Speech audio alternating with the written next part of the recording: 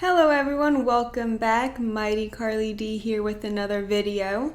If you are new here, my name is Carly. I tell stories about true crime, conspiracies, and everything else I find interesting. My last two videos I feel like have been a little bit lighter. We talked about Project Bluebeam, and after that we talked kind of about Bigfoots.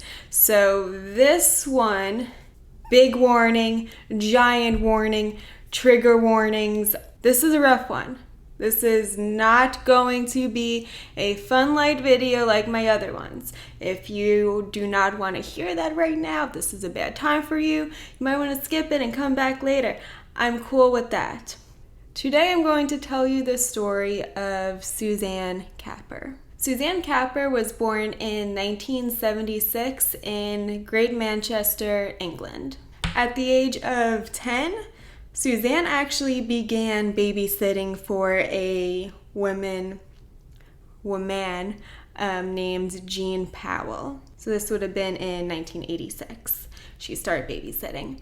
And then in 1990, Suzanne and her sister Michelle, they began spending some time in the local authority.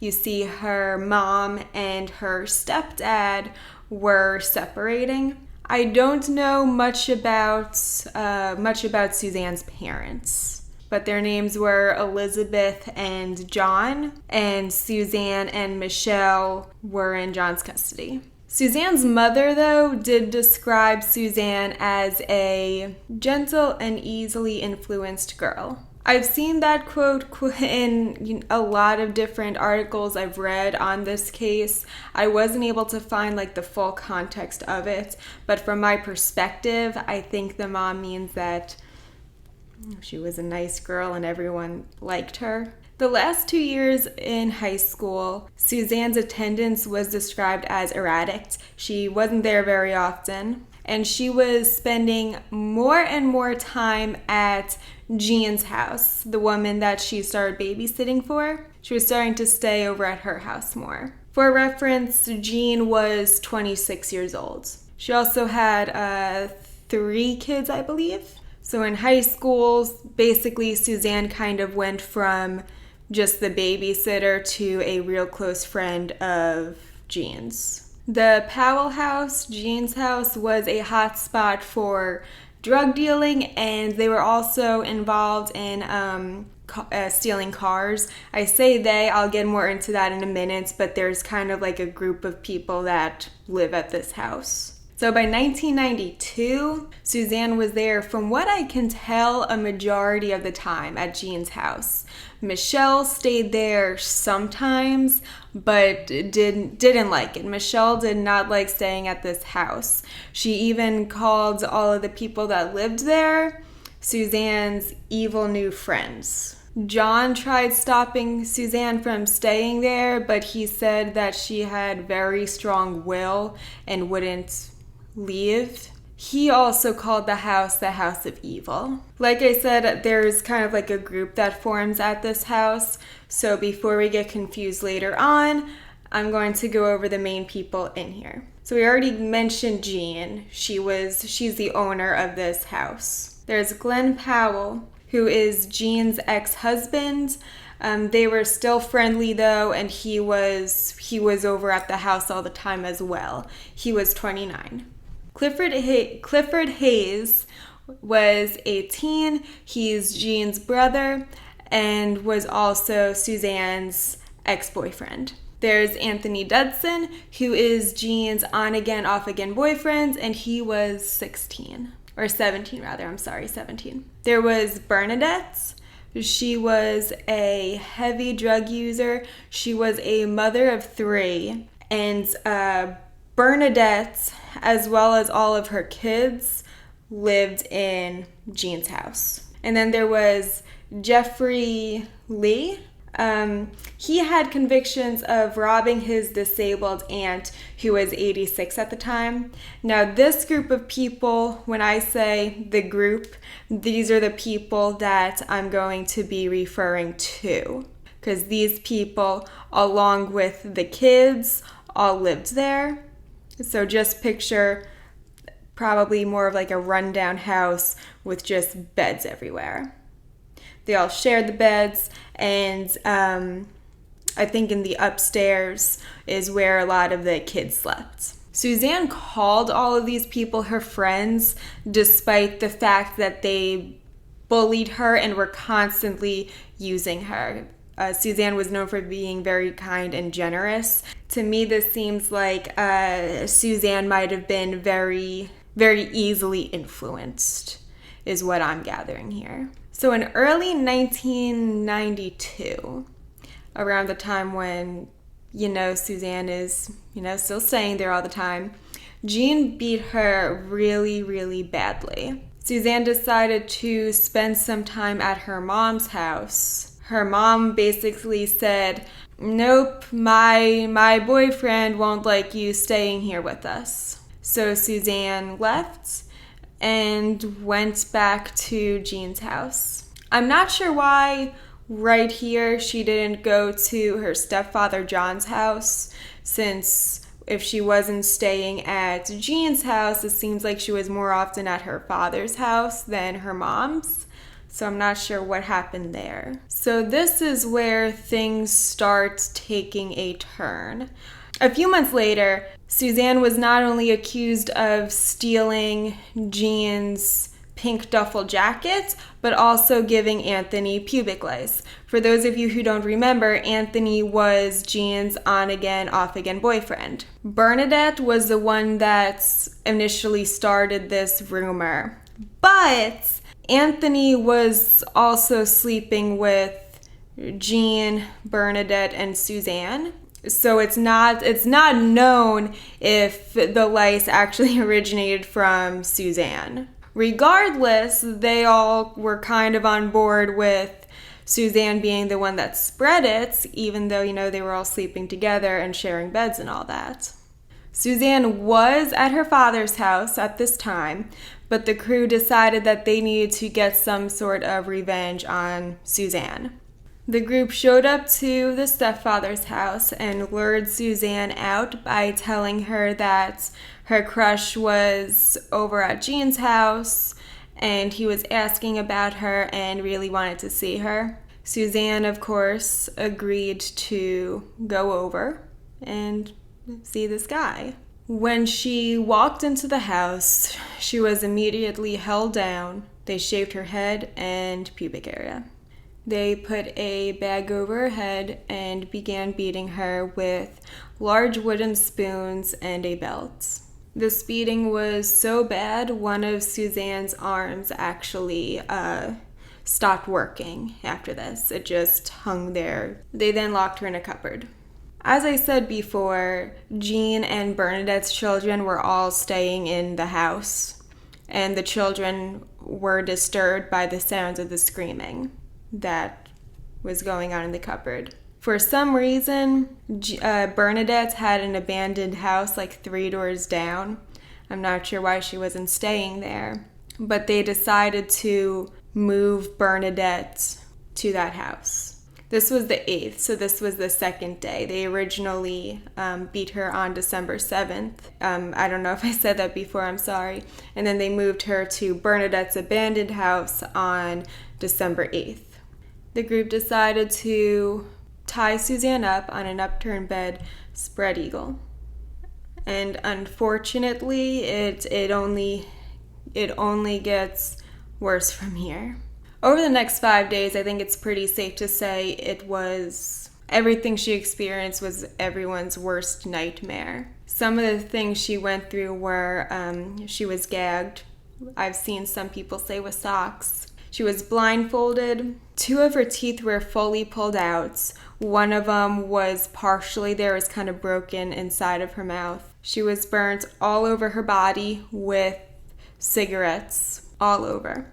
They put headphones on her, and at full volume they played rave music. One of the most played songs that they played for her was a song called Hey, I'm Chucky, Wanna Play by 150 Volts.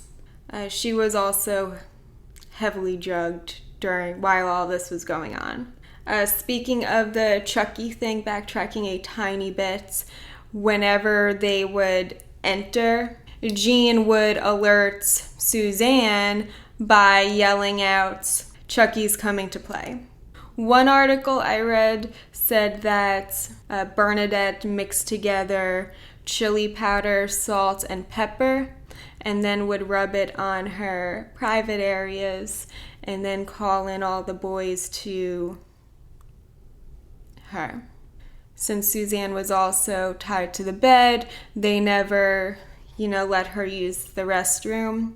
So, you know what happens. Bernadette saw this as Suzanne dirtying up the house, so would get really, really angry at her.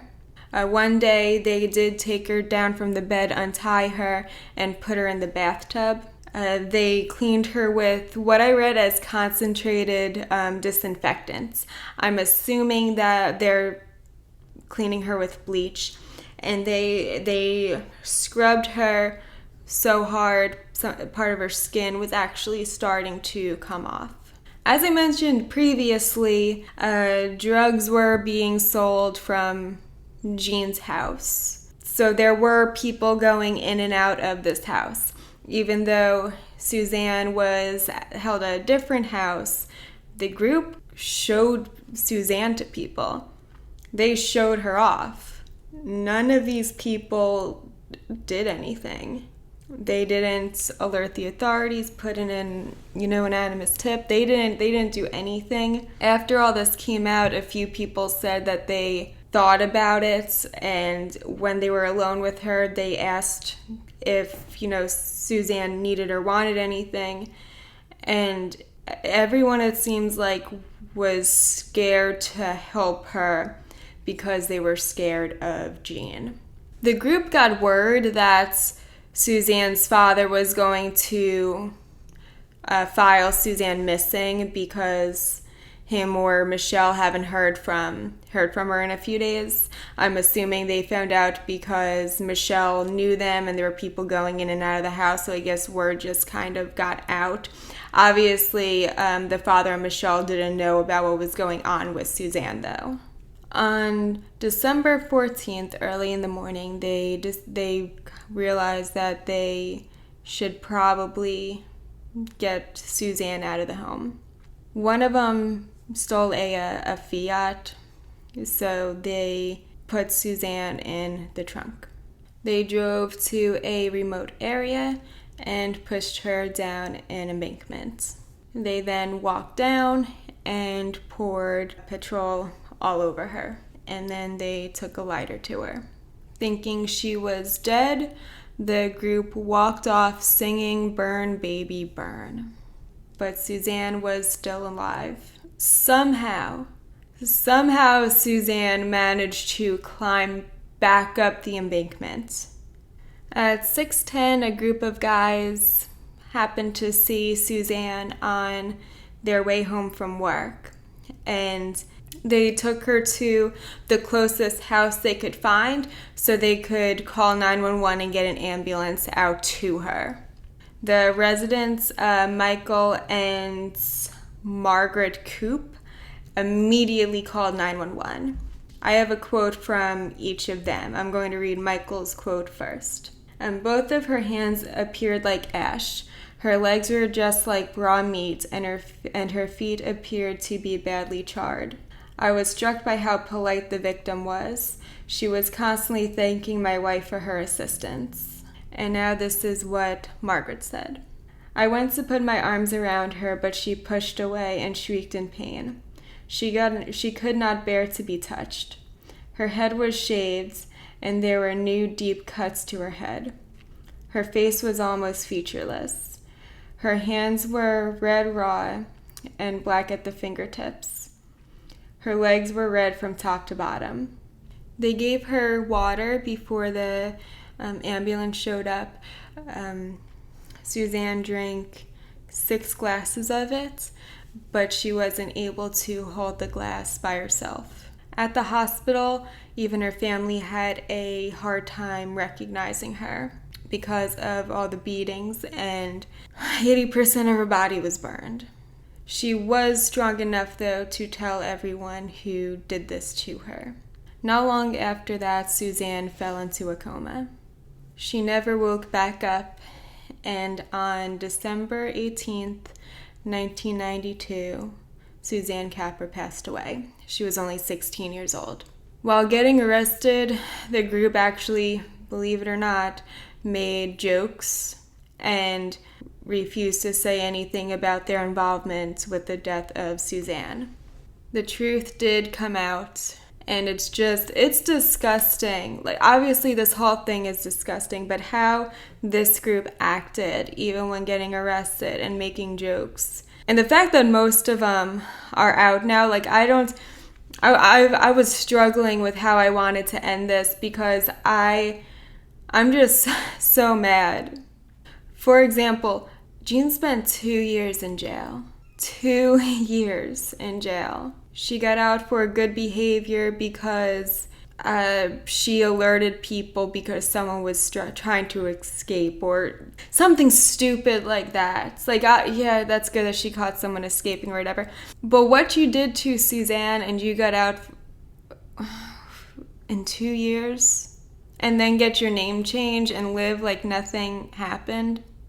I'm sorry for this weird ending. It's just that, like, I'm speechless, I guess, that, like, everyone that was involved in this is out, and no one should have to go through what Suzanne went through.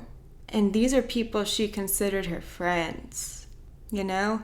Even though they treated her like trash, she still thought of these people as friends. And that's what they did to her, and they don't even get the punishment that they deserved. Thank you for watching, guys. I know this was a rough one. We'll try to have a little bit of a lighter one next time.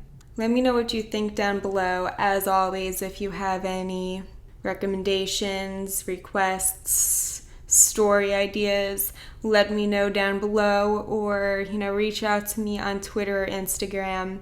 I'm MightyKarlieD on everything. And if you want, you can buy me a coffee. Until next time, you guys, goodbye.